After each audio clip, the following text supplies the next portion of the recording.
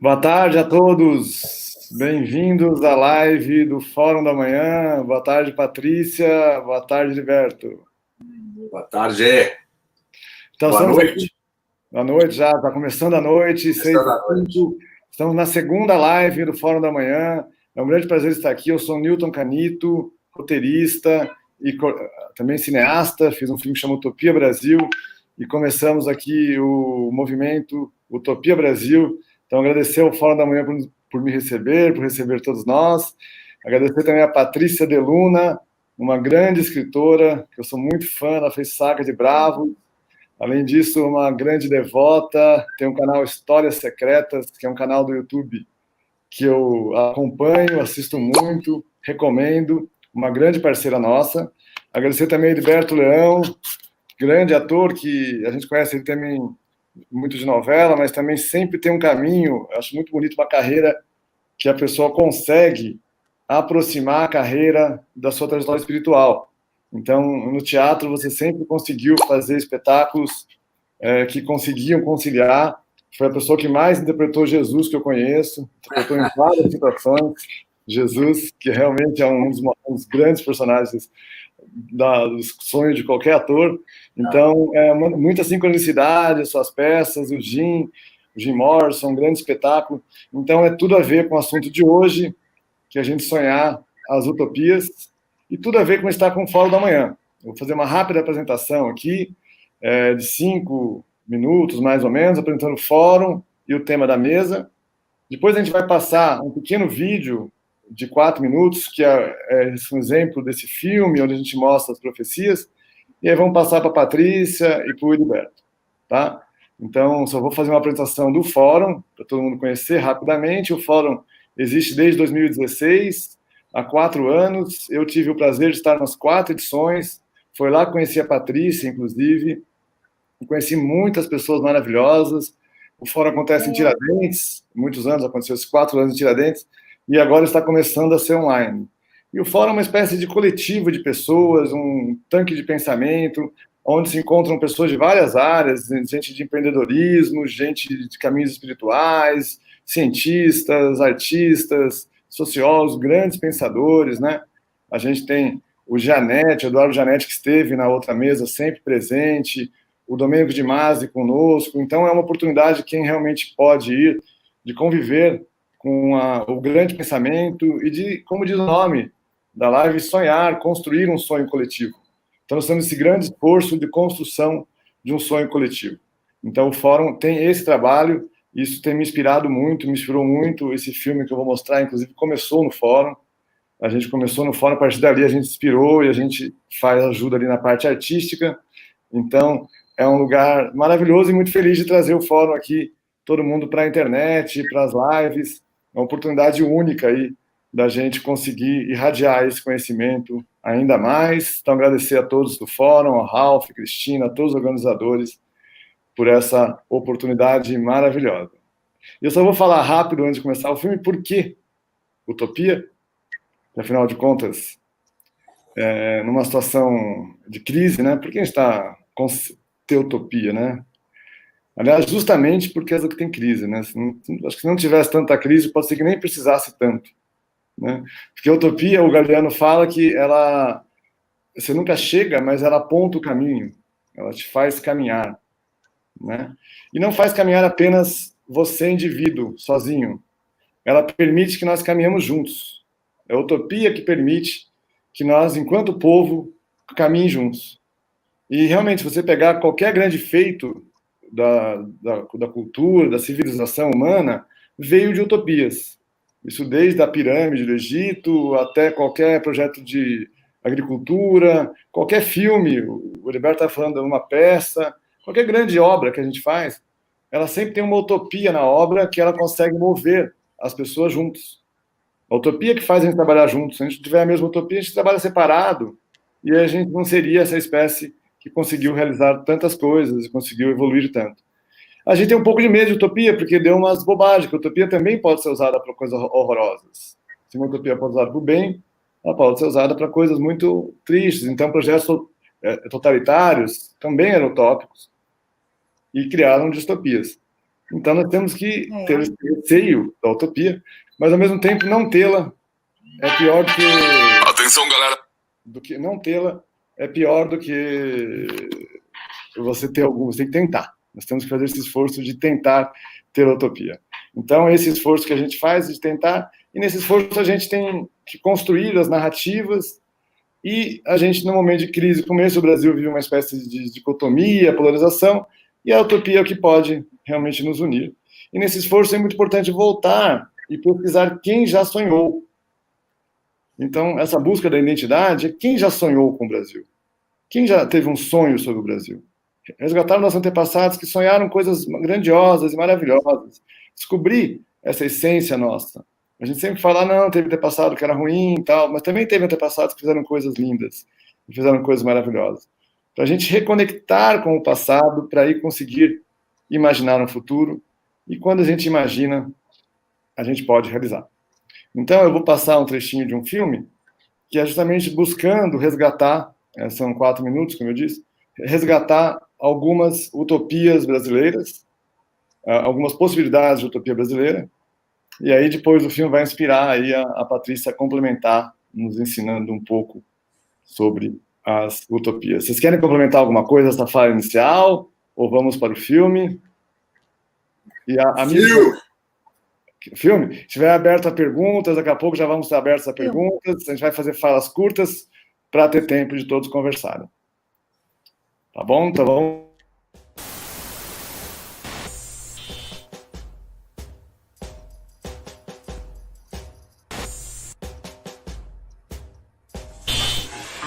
Faz um tempo, há muitos e muitos séculos, profetas de todo mundo anunciaram o surgimento de um paraíso na Terra, um local onde os diferentes povos serão governados pela alegria louca de conhecer uns aos outros, vivendo numa infinita paz divertida. Segundo os profetas dessa utopia, ela começa agora. O Brasil ocupa um lugar privilegiado nas criações utópicas da humanidade. O Brasil está sempre nos momentos de um sonho utópico da humanidade. É muito mais fácil nesse momento no Brasil a gente pensar nas distopias do que nas utopias. Está muito mais fácil. Está muito mais fácil, em todos os planos. Mas é exatamente por isso que a gente precisa pensar na utopia. Inúmeros profetas anunciaram que o Brasil é o berço de uma nova civilização. Para Walt Whitman, importante poeta americano, o Brasil será o vértice supremo da humanidade.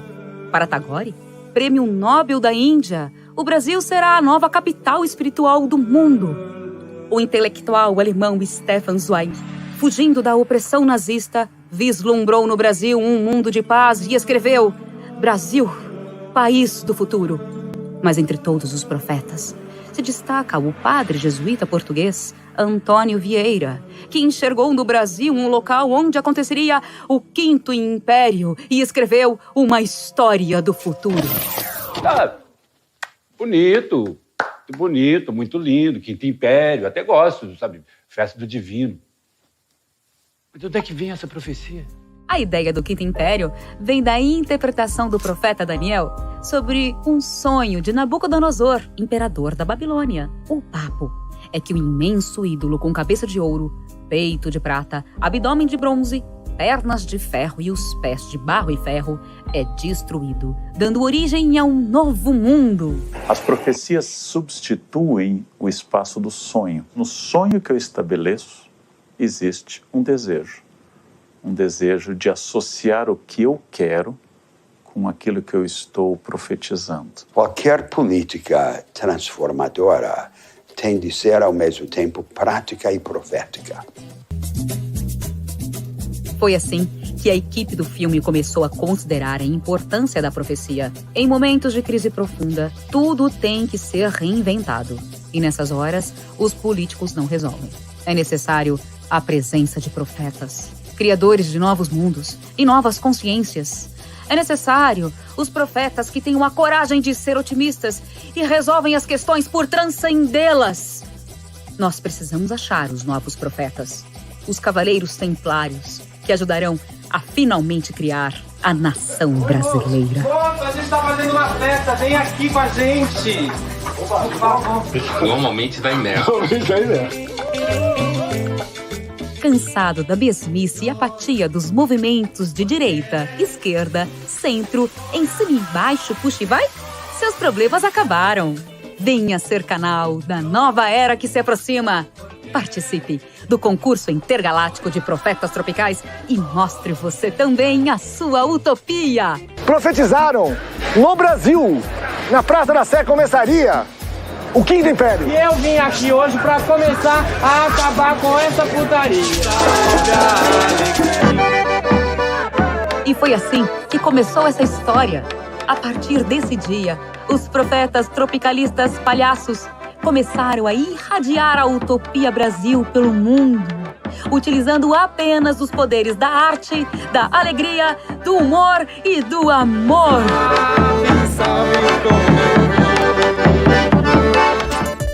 Conflito social, ativismo, militância. Mas tudo isso com dança, pensamento, humor e alegria. Tudo isso você encontra em Utopia Brasil.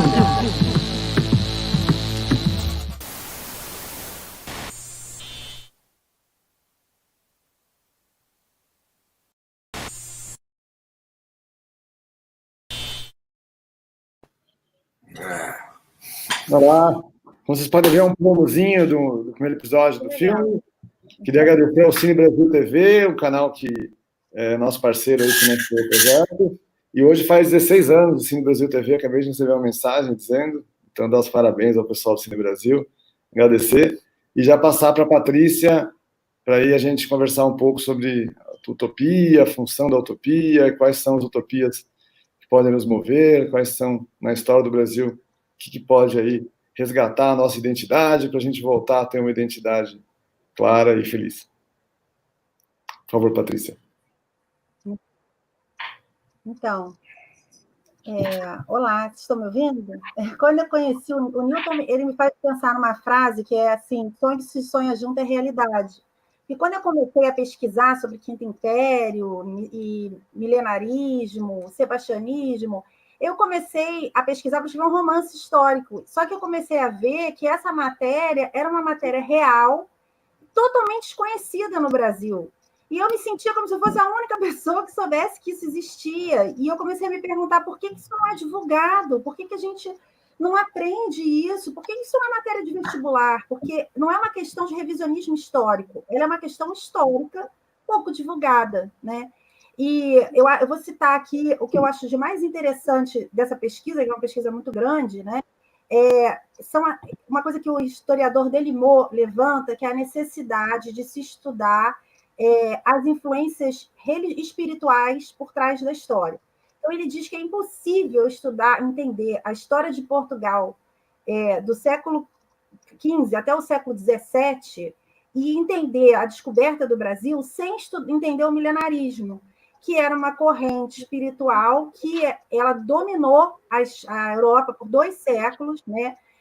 O movimento franciscano, o movimento milenarista, e ele fala que é impossível entender a história de Portugal sem saber do milenarismo, que é um movimento que também sustenta a ideia do que ele é baseado na ideia de João, do Apocalipse, de que haverá no final dos tempos, um grande final de ciclo, haverão depois disso 1000 anos de felicidade, um império de felicidade, né? Então, essas ideias, elas de valores cristãos universais, de paz, de felicidade, e a ideia do milenarismo.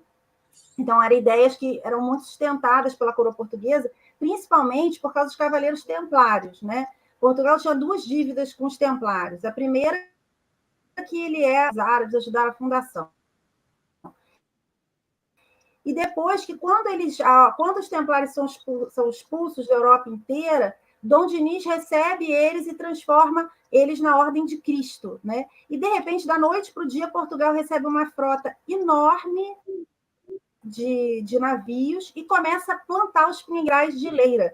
Eles dão a entender que ali existia a ideia já de que eles iriam fazer um avanço marítimo grande, né? Há uma suposição de que talvez os templários tenham trazido mapas para Portugal, inclusive mapas de como chegar às Américas, né? E por trás dessa colonização, inclusive o Delimot fala muito de Dom Manuel, né, que é o que chegou ao Brasil em 1500, sobre como ele era milenarista, como ele acreditava no Quinto Império, como ele acreditava nessa ideia de levar o cristianismo português, que é muito diferente do cristianismo da espiritualidade inglesa, francesa, espanhola, que é mais ortodoxa, né?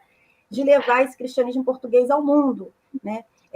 Uma coisa que é muito interessante também da gente pensar, né? Como a gente foi fruto de toda essa ideologia, isso não chegou, a gente não se deu conta disso, né? Hoje, existem na Europa diversas academias pensando qual a ética da colonização de Marte, né? Que valores a gente vai levar na colonização de Marte. Por mais que pareça surreal, se vocês derem Google, vocês vão encontrar isso. Então, imagina se Portugal, sabendo que ele tinha uma frota, que ele estava buscando... eu acredito que eles chegaram aqui com mapas, até porque existe uma carta para o Papa, em 1375, na Biblioteca do Vaticano, em que Ponte Brandão diz que chegou à América, né? Pela carta dá-se a entender que ele chegou ao Brasil, que não tinha esse nome na época. Mas ainda que eles não estivessem chegando com mapas, eles tinham a ideia de que eles chegariam a que eles chegariam a lugares que eles colonizavam. Portugal colonizou vários lugares, né? Então essa ideologia que perpassava Portugal, ela nunca passaram para a gente que isso existia. Ficou para a gente que isso aqui é só uma colônia de exploração. Quando não, as pessoas que vieram colonizar o Brasil, elas não eram só pessoas que eram degradadas, eram pessoas que estavam fugindo da Inquisição, eram pessoas que também queriam começar num lugar novo, eram pessoas que traziam as suas esperanças. Só que no momento que eles vêm para o Brasil, há uma traição, né? Dom Manuel ele se une à Inquisição, que perseguia o milenarismo e o Quinto Império. Eram ideias muito assustadoras para a igreja, né? E a igreja perseguia, inclusive os festeiros do Divino, muitos fugiram do Brasil. E aí a gente vai ter... A gente não vai ter esses valores sendo trazidos, já que os templários financiaram toda a vinda de Portugal ao Brasil, né? Outra coisa muito... a Ordem Terceira de Francisco era uma ordem da qual leigos faziam parte. Colombo fazia parte da Ordem Terceira, a Rainha Isabel fazia parte da Ordem Terceira, e Colombo, né, essa figura muito, muito interessante. Eu tenho uma amiga que fez uma pesquisa enorme. Ele tinha uma assinatura cabalística e ele morreu com a roupa da Ordem Terceira de Francisco. A Ordem Terceira de Francisco foi muito influenciada por Giacomo de Fiore, que era um grande milenarista. E Colombo ele deixa um livro profético sobre como ele acreditava que a América seria... Não, a América não é a América do Norte, né? A América como um todo, né? Seria a Nova Jerusalém, seria herdeira das promessas dessa Nova Jerusalém. E eu acho que o Brasil, como diz o Oswald de Andrade, né? O Brasil precisa encarnar o mito Brasil. Fica meio que na margem da gente mesmo, né? A gente nunca vai para ver. Não existe império, nenhum império do mundo foi império, né? Sem ter uma história mitológica. O Mircea Eliade, que é um grande pesquisador do mito, ele fala assim: existe o tempo profano e o tempo mitológico. Existe a história profana e a história sagrada. Mas nós só temos caráter de eternidade quando a história sagrada e o tempo mítico conferem esse grau à história e ao tempo profano. E no Brasil, a gente abriu mão da nossa história profética e da nossa identidade mitológica, que é fundante do Brasil, né? E quando a gente perde essa noção, fica um vazio ideológico muito grande que começa a ser preenchido por outras ideologias. Qual a importância dessa ideologia, né? Até estava no Fórum do Amanhã e uma pessoa me falou, mas por que estudar isso, né? Porque se a gente não sabe de onde a gente vem, a gente não sabe para onde a gente vai. Se a gente continuar acreditando que a única ideologia que tem nesse país é uma colônia de exploração, é corrupção, a gente não vai chegar a lugar nenhum. Uma das grandes ideias do Quinto Império é que surgiria no Brasil uma nova raça. E a gente fala, mas o Brasil, como vai ser um império? Fernando Pessoa, ele fala muito disso. É um império intelectual, é um império cultural, é um império espiritual. O Quinto Império, ele não é um império econômico. Ele é um império que tem uma influência cultural. E que raça é essa? Uma raça alienígena que vai nascer, chegar de uma nave, sair de debaixo da terra? Não, nós já somos uma raça. É que a terceira geração que manda fazer um DNA, ele vai achar origens negras, indígenas, árabes, judaicas, não só europeias. No Brasil existe o negro, existe o índio. O que não existe no Brasil é o branco. Que nenhum branco de terceira geração no Brasil é branco. É misturado, é latino. Nós somos esse grande caldeirão cultural que não valoriza esse caldeirão cultural e fica reproduzindo ideias racistas importadas, de que o índio é muito preguiçoso. Não, o índio é maravilhoso. O Brasil tem que honrar tudo que o povo negro trouxe de influência espiritual e cultural formadora do Brasil, tudo que o índio trouxe de formação, de influências espirituais, de influências culturais, e esse grande caldeirão cultural, essa grande mistura, é a raça Brasil. É uma grande potência cultural e espiritual que não se aceita, que não se valoriza e que não se reconhece. Por isso eu acho que é tão importante a gente conhecer esses princípios fundantes do Brasil, essa mitologia Brasil, o que é o Quinto Império, o que é o milenarismo, o que são as profecias e os mitos do Brasil, e começar a estudar isso, e aprender na escola isso. Que quem não sabe de onde vem, não sabe para onde vai. Excelente, Patrícia. Isso é assim, um resumo, bom resumo. Puta resumo, adorei o resumo, louvando todos os nossos povos aqui que nos compuseram, maravilhosos, gratidão. Heriberto, nos ajuda aí a contar, inclusive, seu depoimento pessoal, como é que chegou nesse assunto, como é que a gente chegou nesse assunto? Em primeiro lugar, assim, eu quero também expressar a minha gratidão por esse encontro, eu sempre fui utópico. Eu acho que, a partir do momento que eu percebi que o próprio nascimento é uma utopia realizada, como é possível nascer um ser na barriga da mãe, fruto também do pai. Eu sempre vi a minha vida como um milagre, muito pela influência da minha família. Minha mãe, minha avó, meu pai, enfim. Meus pais nasceram no mesmo dia, no mesmo mês e no mesmo ano. Então, eu sempre liguei a utopia a uma sincronicidade, ou seja, coincidências significativas. Eu sou um utópico e um cara que percebe a sincronicidade sempre por experiência, não por leitura. E, empiricamente, eu fui acreditando e vivendo muitas coisas que eu encontro em livros de muitos mestres. E me identifico com eles.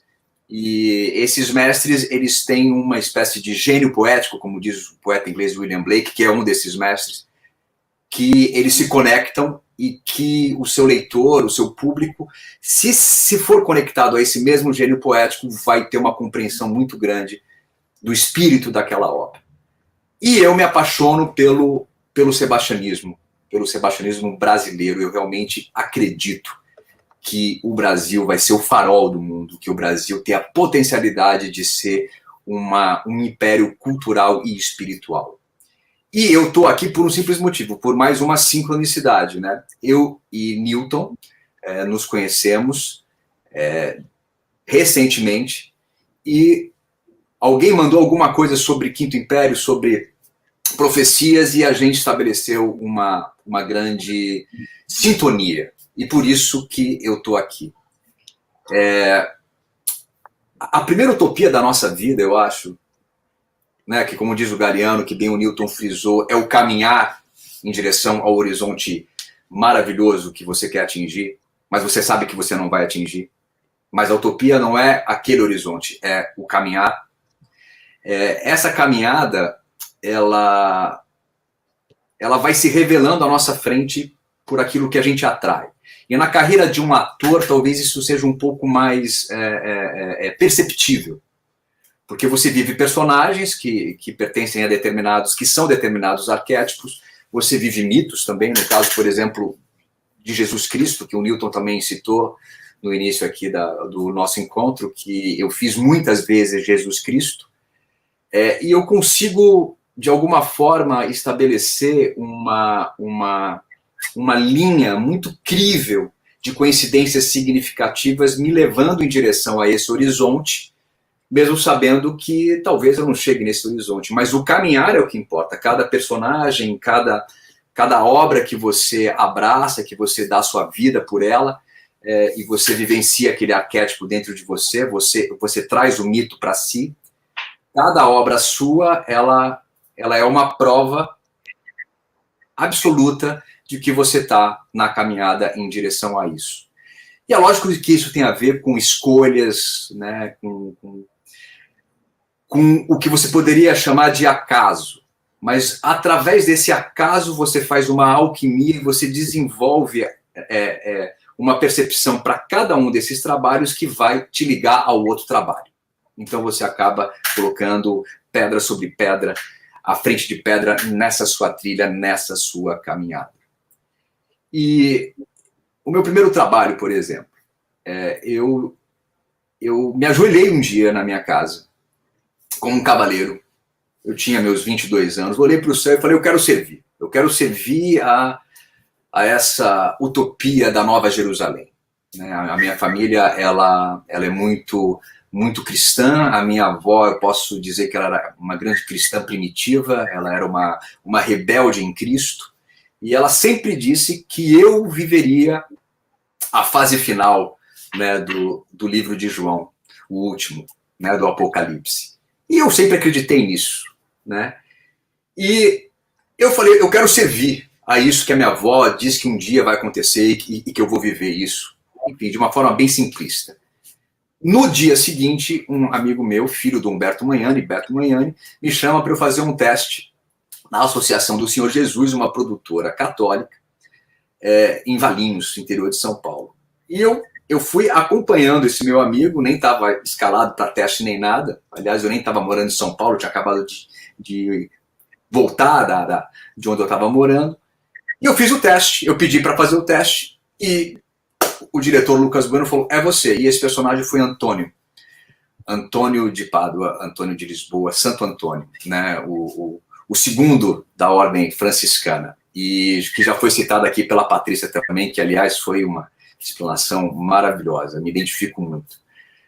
E desse personagem eu fui fazer um extraterrestre depois nas minhas peças, depois eu fui fazer um padre numa novela da Bandeirantes, um padre revolucionário. Nesse meio tempo, no teatro, eu fiz Ventania em homenagem ao Zé Vicente, onde eu fazia o Filho da Noite, numa obra totalmente contracultural. Me apaixono pela contracultura, junto com The Doors, com a minha paixão pelo William Blake, com o movimento beatnik. Descubro que Beatles vem do beatnik e não besouros, e o beat do movimento beatnik, segundo o Kerouac, é por conta de uma busca pela beatitude, ou seja, de um reencontro com Deus, de um reencontro com o sagrado, né? que a arte, a filosofia, ela buscava esse reencontro de beatitude, através da beatitude. Isso tudo sempre me fascinou muito.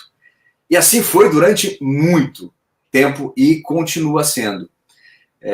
Falei rapidamente tem muito mais coisas, mas eu acho que o importante mesmo é saber que quando você encarna a utopia em você, coisas miraculosas começam a acontecer. O que é coisas miraculosas? Coisas que são de uma coincidência tão absoluta, tão absurda, que não pode ser uma coincidência.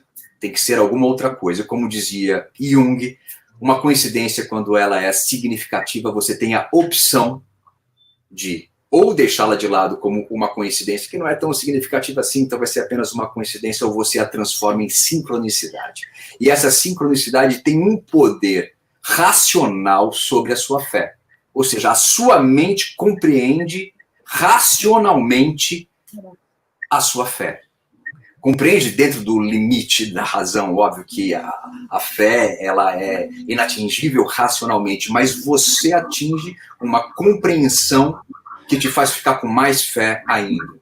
Então, só o fato de estar aqui depois de muito tempo como um cavaleiro quase solitário, porque eu tenho vários parceiros, poucos, vários pela sua potência, são poucos. Durante a minha vida toda, eu estou sempre observando quem saca o que eu estou querendo dizer através das minhas obras, entendeu? Pelo meu teatro, através da minha música, através do que eu digo em entrevistas às vezes, mas para ter esse encontro aqui, só através da sincronicidade. Então eu sou só apenas um caso prático disso que a gente está trazendo à tona, que é a utopia.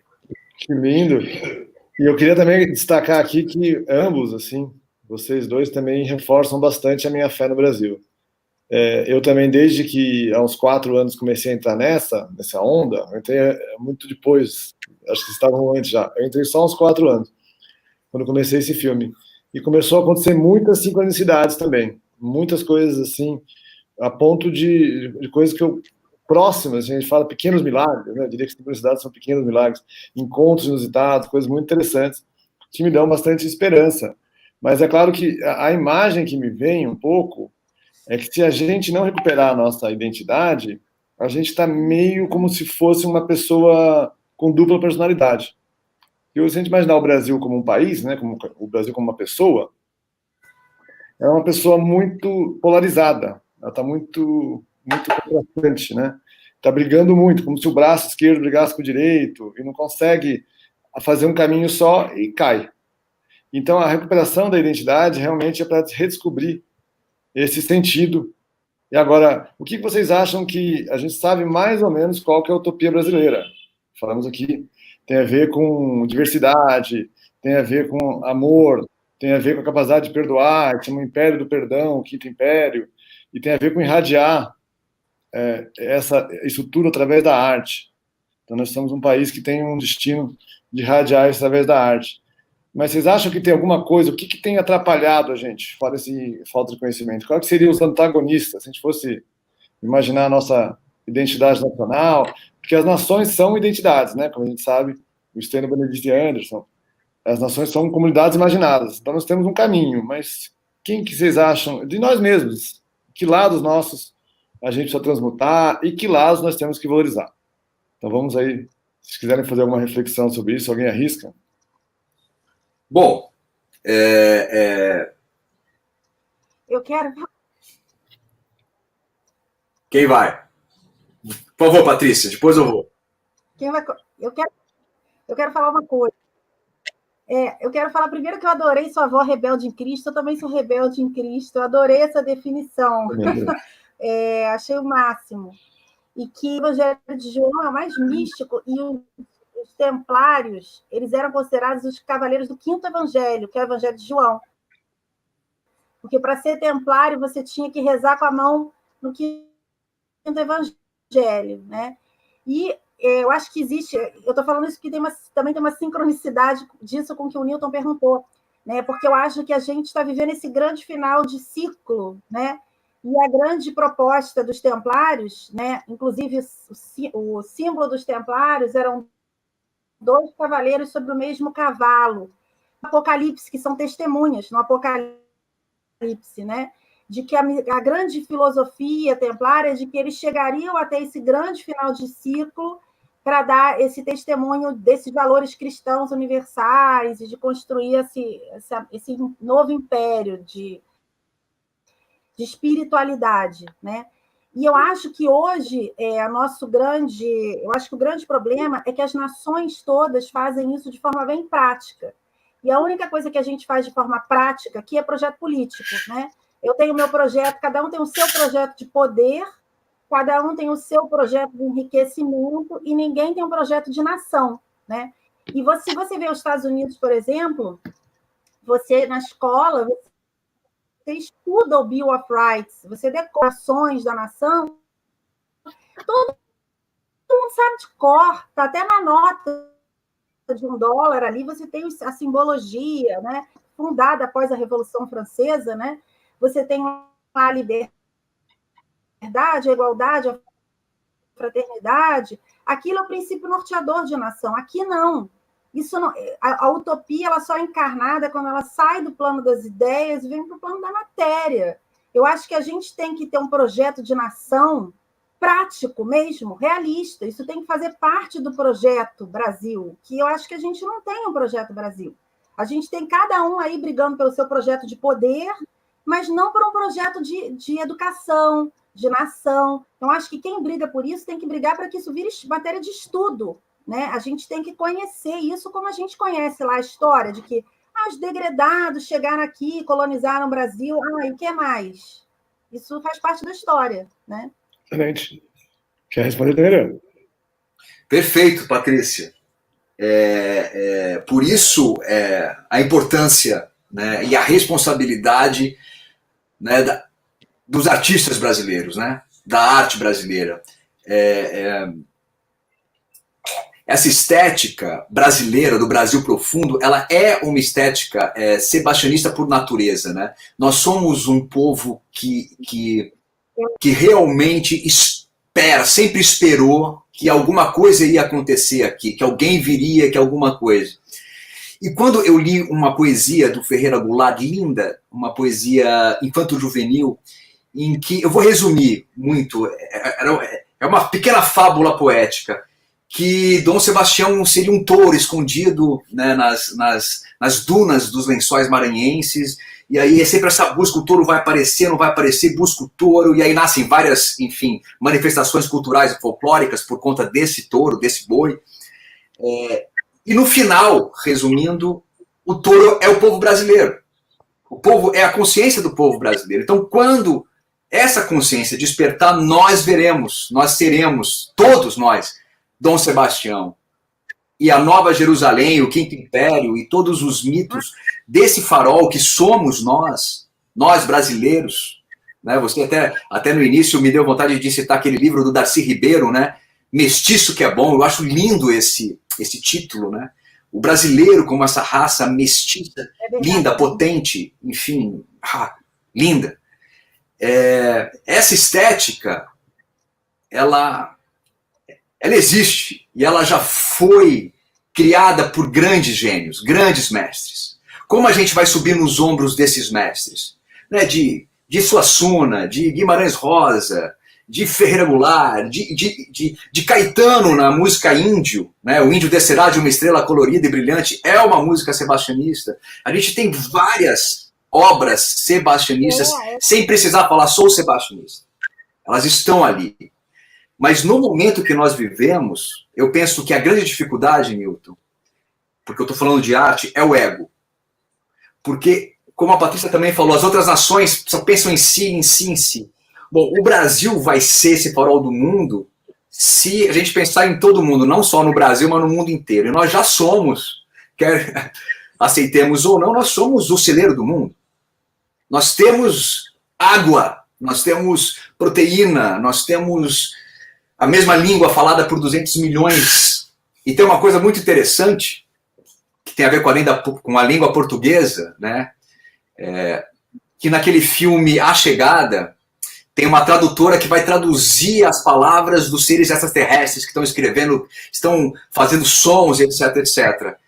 E na primeira cena dela, ela está dando aula de português na Universidade de Linguística. Então, a maior linguista do mundo, nesse filme, está dando aula de português. E aí a gente vai para Fernando Pessoa, para Camões, a língua portuguesa, o mito é o nada, que é tudo.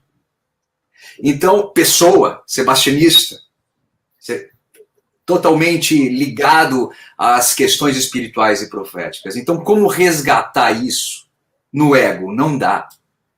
Então, e como se libertar do ego numa era em que tudo alimenta o ego? Tudo. Tudo é para você ficar... Aparentemente não, aparentemente a gente está abrindo, mas eu não vejo isso. Eu não vejo porque o que realmente faz sucesso são coisas mais egocêntricas. Eu não sei, eu digo em termos do que é consumido de verdade culturalmente no Brasil, entende? Sobre o que você fala, sobre o que você diz, aonde você vibra, aonde está a sua frequência, aonde está o seu dial, de verdade, qual é o verdadeiro objetivo. Por isso que tem a beleza de conhecer a história do Quinto Império, a nossa história verdadeira, de que o Brasil não foi um país onde só os degenerados vieram, entendeu? Só os perseguidos, só os condenados. Não, aqui é a Nova Jerusalém.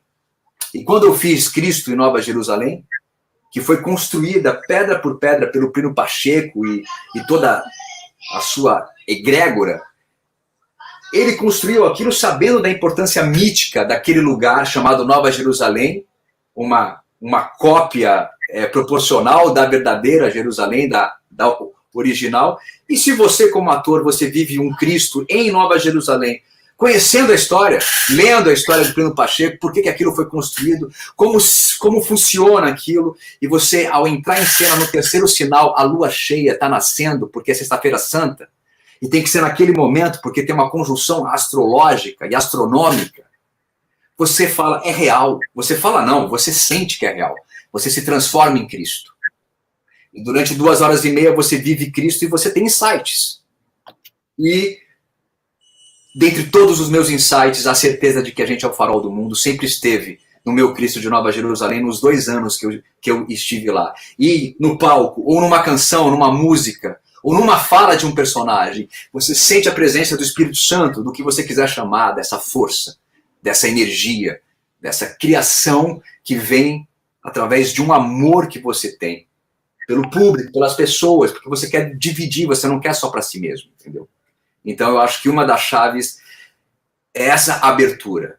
Por isso que os artistas são a infantaria, eu acho, dessa revolução. Eu concordo total, Alberto, e eu também fico um pouco triste, às vezes, com excessivo corporativismo. Eu conheço mais o nosso setor, né? A gente fica muito esquecendo. Por exemplo, às vezes a gente acha, eu já vi artista, uma época eu fui secretário, o cara achava que o Ministério da Cultura é para os artistas. É como se o Ministério da Saúde fosse para os médicos. Fala, gente, o Ministério da Cultura não é para os artistas, é para que os artistas produzam arte para toda a sociedade.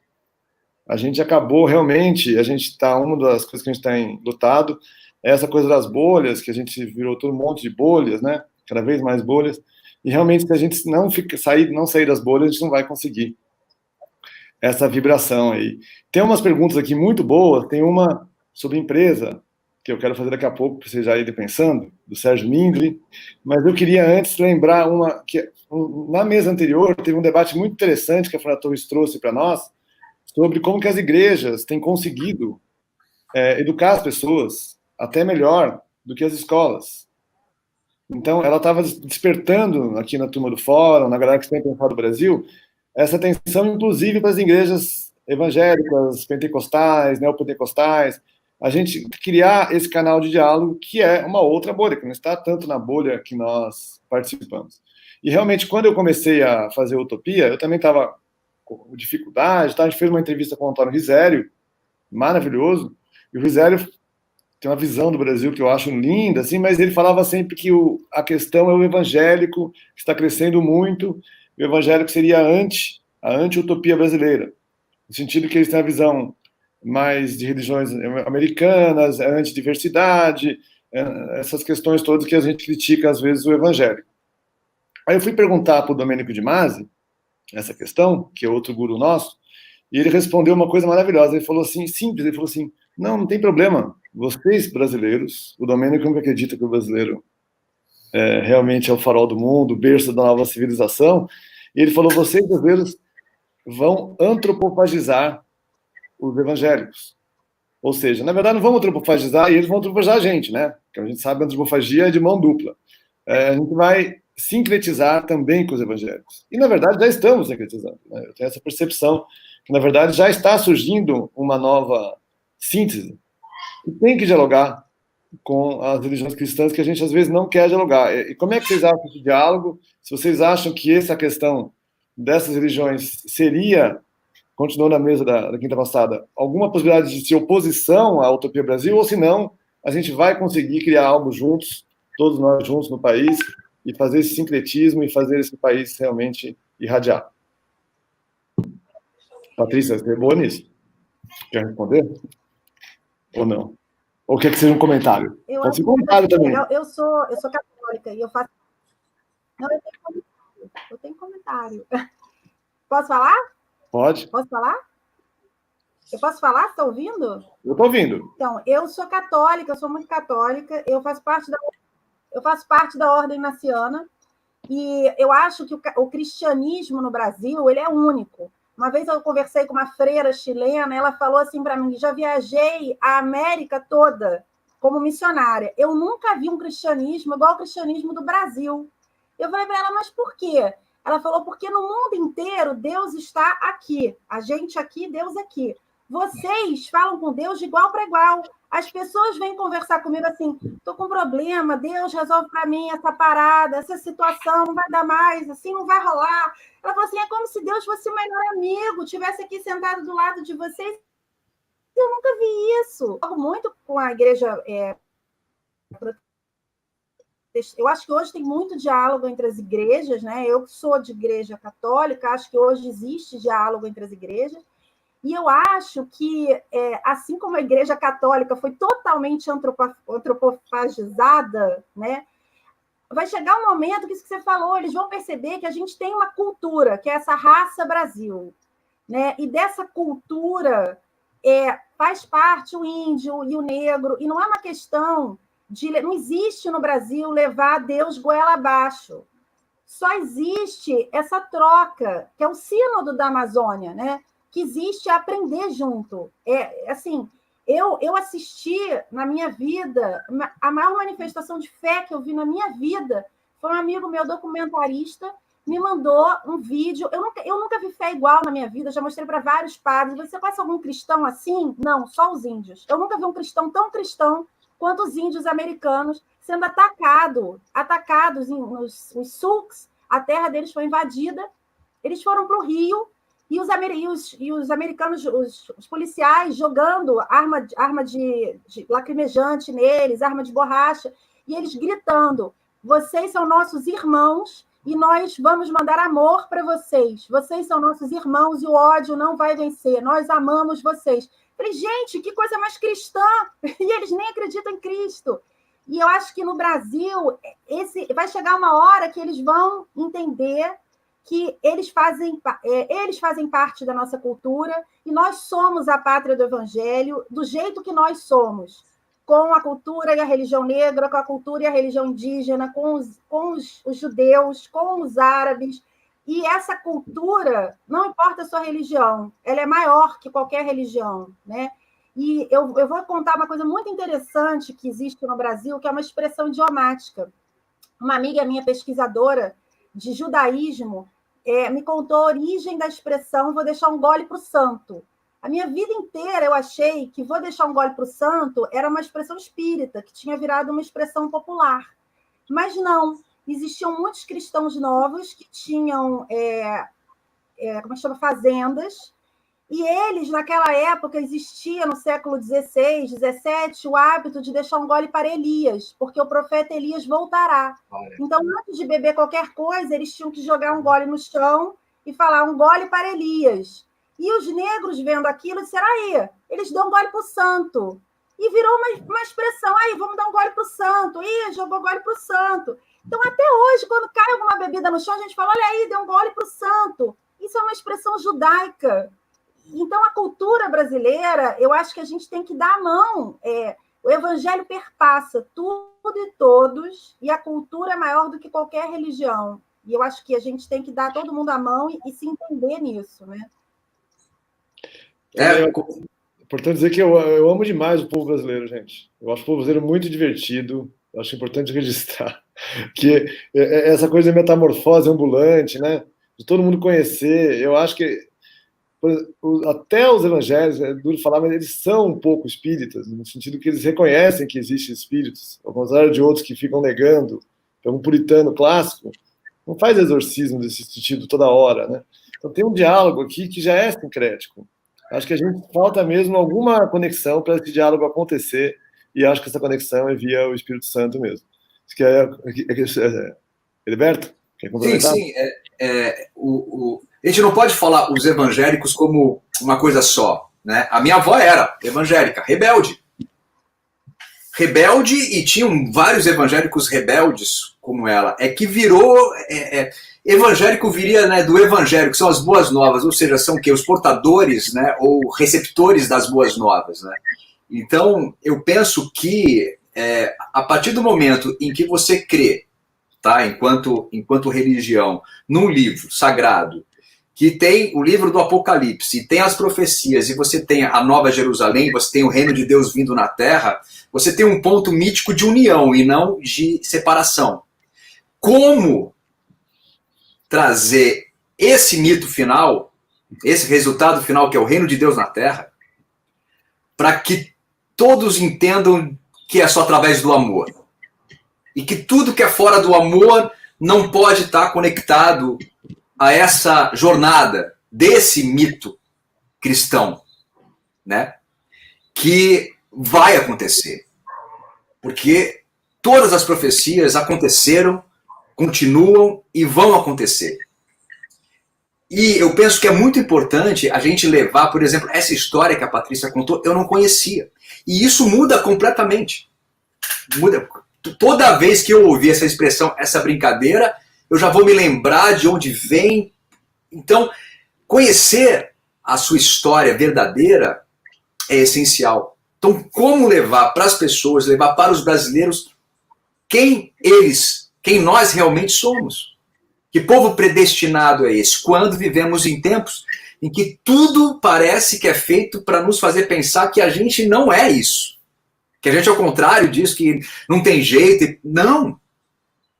Não, isso está escrito. Isso vai acontecer. Quem vai se apropriar desse mito? E vai defender isso. Por isso que eu cito o ego como algo um lugar muito perigoso que a gente está imerso, porque o amor, ele não expande da mesma forma quando você está muito no ego, entendeu? E é pelo amor. Então, é como diz o Pablo Neruda, sigam os caminhos que têm o coração, somente os caminhos que têm o coração. Então, a gente tem que seguir no amor e tem que abrir para essa verdadeira história. Eu estou querendo ler todos os seus livros, Patrícia, já. Eu estou me identificando muito. Entende? Pô, é isso. Como me identifiquei com o Canito, são esses encontros. Eu acho que a gente vai se juntar. Eu acho que chegou a hora da gente se juntar. Talvez a gente estivesse muito separado um dos outros. Eu tenho alguns poucos amigos que são... Tem uma pessoa que está ouvindo a gente agora e vendo agora, que eu quero muito que venha falar também, que é de um conhecimento absurdo, que eu aprendo muito com ela. Eu acho que a gente tem que se juntar, tem que se reunir. Vamos fazer uma propaganda aqui, a gente tem várias possibilidades de juntar. Uma delas é o nosso movimento Utopia Brasil, aí, que o pessoal tem ajudado. Quem quiser participar, a gente faz esses debates, a gente gosta dessas coisas, faz umas festas, meio de artistas. E você quer complementar alguma coisa? Não, vou fazer uma pergunta que veio aqui da audiência. Quer, Patrícia? Olha, quer complementar? Eu queria complementar uma coisa, que eu acho que... queria falar uma coisa. Eu acho muito importante isso que o Heriberto falou, do papel do artista no Brasil, né? O Brasil, eu acho que o Quinto Império, que o Fernando Pessoa falava, é um império cultural e espiritual. Então, o artista no Brasil, ele não pode ser de nenhum lado, nem da esquerda, nem da direita. Eu acho que e lembrar não só o artista de TV, o artista intelectual, que nem eu, que estou ligada à literatura, mas também o artista folclórico do Brasil, né? Os que representam aí a cultura tradicional. São milhões de artistas, e a importância de se valorizar a cultura e o artista no Brasil. Eu acho que isso que o Heriberto falou, os artistas se unirem pela cultura, né? Para que a gente possa irradiar, né, a cultura brasileira. Que eu acho que isso que o Newton fala muito do movimento Utopia Brasil, e ele tem falado comigo sobre um paralelo com a Semana de 22, né, que era a proposta do Oswald da Tarsila de que a gente valorizasse a cultura brasileira, as influências todas brasileiras. Eu acho que a gente tem que retomar esse movimento aí, que a gente está próximo de um novo 22, né, a gente retomar esse movimento aí de artistas pela cultura brasileira, pela valorização dos movimentos culturais brasileiros, das nossas raízes, né? Retomar a Semana de 22, retomar o Oswald, que dizia, temos que to be or not to be, that's the question, né? Outro, inclusive, foi canonizado por a gente canonizou o Andrade, fizemos um santinho, porque realmente a semana de 22 vai ser um marco daqui a 2 anos, 100 anos da semana de 22 e 200 da independência, que a semana foi feita também em diálogo com a independência, que é onde eu estou convencido que ou a gente descobre a nossa identidade até lá, e realmente pacifica essas dicotomias, essa certa dupla personalidade, ou a gente vai, né, mas a gente vai conseguir, e a gente tem que ter esses 2 anos, então os 2 anos dos artistas realmente são fundamentais. Mas eu também queria introduzir uma pergunta, mais puxando para outro assunto, que eu acho que a gente tem que conseguir dialogar com todos aqui, e é do Sérgio Mindlin, que eu também tenho uma utopia. Empresas absolutamente éticas, íntegras, socialmente responsáveis, construindo uma sociedade justa e sustentável. O que acham dessa utopia? E depois, logo em seguida, ele também fala uma coisa sobre ordem e progresso, no sentido que ordem e progresso, como é que ele falou aqui? Ordem e progresso não é muito utópico, né? Eu queria fazer algumas reflexões rápidas sobre isso, passar para vocês também, sobre toda essa questão da ordem, que eu acho que boa parte do conflito, inclusive, vem disso. Quando a gente fala do protestante, vem uma vontade de ordem, que é um sincretismo com o pensamento racionalista do Ocidente, que a gente critica, às vezes a gente cansa da gente mesmo. É o tal do jeitinho. O nosso jeito maravilhoso é o nosso jeito de ser criativo, de ser inovador, correr riscos. Isso é o nosso jeito, que é lindo. A gente já é muito criativo porque a gente é aventureiro. Mas aquela coisa do jeitinho, que é o jeitinho do ego, que o Heriberto estava falando, da lei do Gerson, essa pouca clareza nos contratos, que o Sérgio Buarque, que aliás fez aniversário ontem, Sérgio Buarque de Holanda, outro grande mestre, falava muito, essa pouca clareza nos contratos, a gente querer o tempo todo passar aqui, passar a mão aqui, passar essa coisa aqui brasileira, isso é muito cansativo, que deu na corrupção. E nós estamos cansados disso. Enquanto povo, nós não aguentamos mais isso. Eu tenho muita impressão que muito dessa vontade de ordem, que é muito importante para as empresas, é muito importante para o desenvolvimento da economia, é importante para tudo isso, né? Todo esse setor mesmo da vida material é organizado, e as igrejas protestantes ajudam bastante boa parte da população brasileira a botar ordem na sua vida. Que a gente sabe que lidar com xamanismo, vamos usar a palavra certa mesmo, né? Todos os tipos de xamanismo, indígena, negro, é um negócio que dá muita energia, tem que ter um treinamento. Se você não tiver uma ética muito clara, você pode se perder, o que acontece com muita gente. E a igreja protestante, ao organizar um pouco aquilo e organizar a espiritualidade, ajuda as pessoas, que é o Weber. Estou falando do Weber, a ética protestante e o espírito do capitalismo. Então, essa inserção na ordem é importante. Eu conheci bastante o Daime, do mestre Irineu, que é um grande sincretismo, maravilhoso, assim, eu fui muitos anos do Daime, é um sincretismo maravilhoso, que toma ayahuasca indígena, ele é um negro do Maranhão, e, ao mesmo tempo, ele é fardado. A roupa é uma farda militar, porque ele foi treinado pelo Marechal Rondon. Então, ele gostava de ordem militar. A ordem militar é muito importante no Daime, que tem a ver com a ordem. Me lembra também o Caetano falando, eu organizo o movimento, eu oriento o carnaval, o Manifesto da Tropicália. Que, aliás, a Ana Oliveira falou para a gente outro dia que realmente foi uma conexão, dizem que foi uma espécie de conexão, essa música mesmo, que parece mesmo, né? A música Manifesto da Tropicália. Então, eu estou falando para as empresas que é o mesmo debate, que é o debate da economia criativa, realmente a capacidade de organizar a criatividade. Se nós conseguirmos isso, a gente não vai nem precisar ter ego, porque a gente vai ser tão feliz criando, a gente vai conseguir tantas trocas, vai ser tão maravilhoso, que eu acho que vai irradiar. Bem, eu estava respondendo o Midlin sobre empresas, fiz uma reflexão aí sobre a utopia brasileira e a necessidade dessas ordens mesmo, de um pouco mais de ordem. A gente sabe que o lema ordem e progresso é lá dos positivistas, né? Quando fizeram lá a nação brasileira, então tinha essa vontade desde lá, e tinha a palavra amor também, amor, ordem e progresso, e em algum momento caiu essa palavra amor, mas a palavra ordem, eu acho que a gente está nesse momento realmente de organizar um pouco o país para a gente irradiar. O que vocês complementam? Alguém quer complementar? O amor em primeiro, né? O amor primeiro. Porque aí a gente vai para o Renato Russo, onde ele diz que disciplina é liberdade. Mas disciplina é liberdade no amor, que ele era um trovador solitário. Ele fazia essa analogia com os nossos amigos trovadores da Idade Média. Aí a gente pode ir lá para o sul da França, que teve 3 cruzadas tentando, né, exterminar os cátaros, que eram trovadores, eles cantavam, eles dançavam. Então, como juntar essa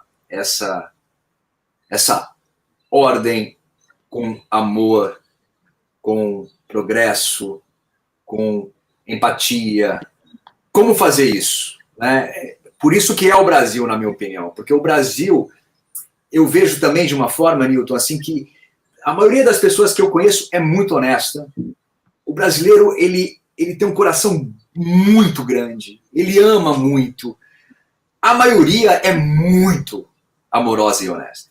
E eu acho que está na hora disso ser revelado, porque parece que sempre é o outro lado que é mostrado, e o Brasil profundo, o Brasil verdadeiro, ele tem uma honra absurda, entende? E é esse o resgate. Então ele perguntou, Sérgio, né, se acha possível, claro, e vai dar certo. Eu vou falar como Glauber falava isso, vai dar certo. O Brasil vai dar certo. Aliás, é o Darcy Ribeiro que fala isso. Eu vou até lembrar disso agora no comentário do Silvio Temer. O Caetano tem uma boa que perguntaram, por que você acha que o Brasil vai dar certo, tal? Ele falou, vai dar certo porque eu quero. Pronto. Vai dar certo. Darcy Ribeiro falava isso. Não, eu quero, você quer. Se nós quisermos, vai dar certo, né? É bem magia, né? O poder da magia, o poder da palavra. Eu penso que, por exemplo, o que a Patrícia, né, tem para nos dar, porque eu estou realmente muito curioso para ler os seus livros, né? O Newton falou muito de você e o que eu estou te ouvindo hoje, eu acho que tem que ser revelado isso ao povo brasileiro, entendeu? Tudo isso tem que, acho que é o grande trabalho. Por quê? Porque chegou o momento. Eu acho que a gente tem uma grande notícia para esse 22 aí que você falou, que até falei, interessante, 22, né? Um bom número. O Marshall McLuhan, que é o pai da teoria geral da comunicação e que previu a internet nos anos 40, ele tem uma frase maravilhosa que ele fala que o conceito do corpo místico de Cristo é tecnologicamente um fato sob as condições eletrônicas. Ou seja, quando o mundo estiver globalizado, quando o mundo estiver todo conectado, ele cunhou o termo globalização, né? Aldeia global. Quando isso acontecer, o corpo místico de Cristo vai ser tecnologicamente um fato. Ou seja, todo mundo vai estar conectado. Nós estamos conectados. E a gente vai viver a era da comunicação que estamos vivendo, que é a era do Espírito Santo, porque o Espírito Santo é a comunicação. Então, também era de Aquário, que também é comunicação. Isso. Então, se você estudar o Marshall McLuhan, os seus apócrifos, você vai entender que ele profetizou um monte de coisa, acertou tudo até agora, e o que falta é esse momento que a gente está vivendo agora. Então, acreditar que chegou a hora, eu acho que é muito importante, entendeu? Agora não é o agora imediato, é o agora que estamos aqui, nós três, com todas as pessoas que estão vendo a gente. Tem algo acontecendo. Isso é o corpo místico de Cristo acontecendo. A gente já está numa cerimônia aqui entre a gente. Isso é real. Ter consciência disso potencializa. E como ter consciência disso? Aí é nossa função ajudar. A arte, a literatura, a filosofia, os movimentos espirituais, a expansão. É isso. Excelente, excelente. Teve um amigo que estava na lista, o Haru, o índio estava nos convocando a ser guardiões da floresta, né, da floresta tropical, que a gente sabe que nós temos que ser, e eu treino nessa conexão, realmente, eu já fui muito ao Acre, sempre contribuo, mas aí também me veio uma necessidade de a gente ser, o nome que me veio é Guardiões da Felicidade Tropical. Porque eu estou convencido que o problema do mundo hoje é a felicidade. Não tem mais problema. Quando a gente fala assim, quais são os problemas? São tantos problemas. O que é? É político? É sanitário? É saúde? É tudo junto. É tanto problema que virou um meta-problema. Tem gente que fala que é a crise do sentido, né? É um problema de falta de fé. E falta de fé gera o quê? Infelicidade. Infelicidade gera ansiedade. Ansiedade gera o quê? Doenças de todos os tipos. Gera o quê? Destruição da natureza. A grande causa, isso tem até no nosso amigo Harari, da próxima década, é a felicidade. E eu tenho certeza absoluta que o Brasil tem algo a dizer sobre a felicidade. O tipo de povo que surgiu no Brasil, a gente, do jeito que a gente viveu, todas essas coisas que a gente está contando, que a gente tem que resgatar coisa a coisa, surgiu um tipo de gente que é muito apta à felicidade da era do Espírito Santo, à felicidade das economias criativas. É um povo que sabe se adaptar, sabe se reinventar muito rápido, sabe criar personalidades, tem múltiplas identidades.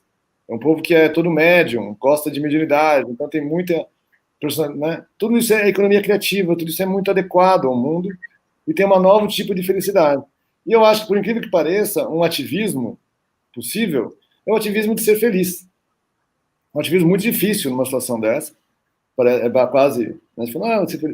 Se a gente conseguir manter a felicidade resguardada, como se fosse um mosteiro tropical, assim como os mosteiros na Idade Média preservaram a cultura em momentos ruins, a gente manter a felicidade, praticá-la, um tipo de felicidade, por isso que é importante a gente ter momentos utópicos.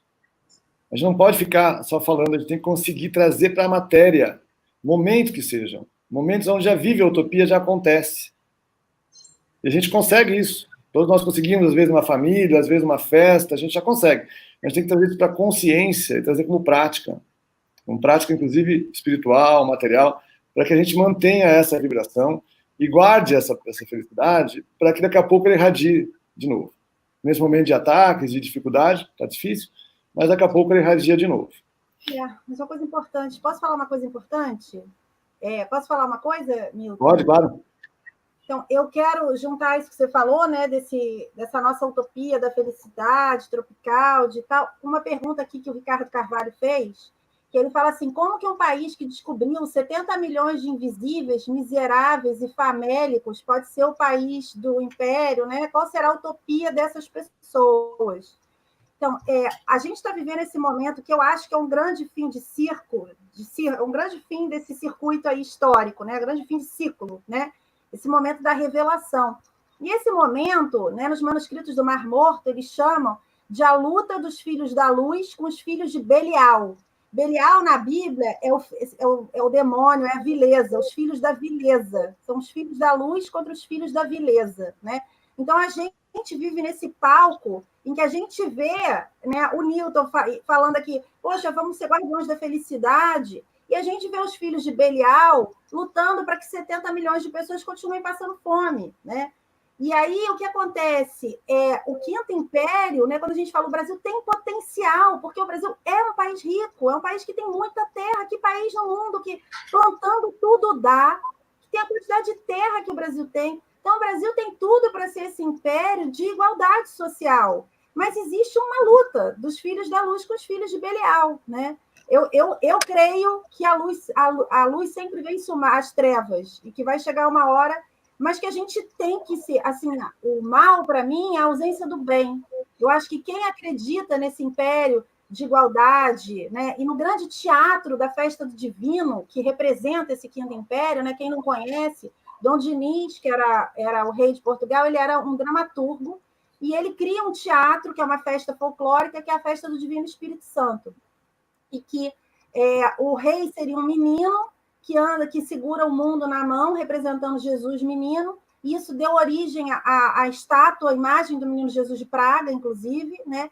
E que o rei e a rainha saíam na rua para alimentar os presos e os famintos. Essa é a ideia do Quinto Império, né? E eu acho que essa é a principal luta do Brasil, se vai vencer essa ideologia de roubo, de empresa sem ética, de político bandido, ou se vai vencer essa luta pela felicidade tropical, por um império de igualdade, de humanidade, né? Essa é a luta no Brasil, eu acho, a luta pelo Quinto Império. E eu acho que existe uma luta no mundo, né? Também, de quem vai vencer, são esses impérios econômicos ou é esse império humano, onde o humano importa, onde o valor humano importa mais que o valor econômico, onde tudo que a floresta tem importa mais do que o minério que está ali debaixo da terra. né? Onde o índio, o guardião da terra, com toda a sua sabedoria, é mais importante que uma mina de diamante que vai fazer 5 pessoas ricas, porque eu não acredito que os diamantes vão ser distribuídos para 70 milhões de brasileiros, fazendo o país ser mais rico, né? Então, para mim, eu quero ver o Quinto Império vencer, né? E quem domina as histórias domina o mundo. Então, o nosso papel é fazer a história circular, porque nada começou sem ideologia, né? Hitler era um menininho ali, feinho, horroroso, que começou a pegar ali meio classe média, baixa, que começou a usar toda uma ideologia que já existia de machismo, de horror ao judeu rico, criou aquela ideologia, aquilo tomou uma potência, a ideologia foi crescendo, pessoas ricas foram comprando, de repente, quando eles viram, todo mundo era nazista. Mas eles não acordaram de manhã nazistas. Foi uma história, é o poder da história. E é por esse poder da história que não se estuda Quinto Império para o vestibular, sebastianismo para o vestibular, milenarismo para o vestibular. A quem interessa que a gente não saiba isso? Aos filhos de Belial. Olha, eu vou... 15 minutos, só para dizer que a gente tem mais 15 minutos. Então temos mais uma outra pergunta. Que bom que está passando rápido. Vamos para Belchior, Newton. É isso. A felicidade, a revolução da felicidade. A felicidade é uma arma quente. Essa alegria, essa felicidade, esse amor, ele é a nossa grande arma. É como a gente vai vencer. Então, a gente tem que aproveitar esse momento de muita sombra, porque onde tem muita luz, tem muita sombra também. Então, eu acho que é um momento de uma potencialidade iniciática muito grande mesmo, de uma opção, entendeu? Mas precisamos estar juntos, porque a gente tem que se unir. São muitas lamparinas separadas. Eu acho que a gente está um pouco longe demais um dos outros. E eu penso que o nosso movimento agora é dessa reaproximação, porque próximo a gente sempre esteve, porque a gente conecta no mesmo gênio poético. Nós somos muitos. Nós somos muito mais do que acreditamos, do que sonhamos. Mas a nossa voz, ela precisa ser mais clara. E é pelo amor, e é pela felicidade, e é isso. Eu estou muito feliz de estar aqui com vocês. Também, estou muito feliz. Eu só queria também dizer que eu acho importante essa coisa da luta, e lembrar que nós desenvolvemos lutas no Brasil que sabem dialogar com a dança, né? Como a capoeira, por exemplo, uma luta que dialoga com a dança. Lógico que também foi usada para defesa, e pode ser usada e deve ser usada, porque a gente sabe que quando acontece violência, realmente tem que ter autodefesa. Ninguém aqui é bobinho, mas ela também permite que você comece lutando e transmute aquilo em dança, em arte. Eu digo isso porque eu acho muito importante as nossas lutas sociais se inspirarem na capoeira, se inspirarem nessa vontade da luta virar amor. E ao final, quando você começa lutando, ao que vê, já está dançando, ao que vê, está namorando, se Deus quiser. Como os índios nos ensinaram. Os índios nos ensinaram isso. Ensinaram a capacidade de namorar. Não namorar. Quem vai ficar brigando também? Namorar. Pessoa bonita também, gente boa, primo, tal. Chai. Então, todo mundo vira chai, então vira amigo. Os índios nos ensinam muito isso. A antropofagia é muito ligada a isso. E também queria dizer aí para o Ricardo que essa coisa da revolução social é muito importante e vai acontecer, e tem que acontecer, mas também as profecias espirituais não são nada bobinhas se a gente levar elas a sério. Elas falam de igualdade, elas falam de distribuição de renda. O nosso Santo Antônio, aqui citado, maravilhoso, grande mestre, que na verdade é uma matriz do tipo de cristianismo brasileiro, né, cristianismo afetivo, com o menino Jesus. Esse Santo Antônio também virou santo casamenteiro porque lutou contra a escravidão por dívidas, contra a obrigação das mulheres casarem por dote. As principais lutas do Santo Antônio foram lutas econômicas. E hoje nós estamos todos escravizados por dívidas. Além disso tudo que a gente está falando, ele escravizou o povo brasileiro por dívidas, pelo culto ao Deus dinheiro, gerou uma certa loucura consumista e escravizou as pessoas em dívidas. 70% da população endividada. Isso é um novo tipo de escravidão. Então, essa nova abolição, o poder espiritual pode lembrar que usura era, na Idade Média, um crime. Emprestar dinheiro a juros. Um crime espiritual, um pecado espiritual. Então, o Santo Antônio lutou por isso. Então, a gente, quando a gente fala de coisas espirituais, é para conectar com a matéria, sim, para libertar a população e libertar no imaginário, que eu acho muito bonito. Uma empresa como a Casas Bahia deu certo, apostando no carnê. sem pedir nenhum comprovante de renda, sem nada, porque sabia que o povo brasileiro ia lá pagar todo mês.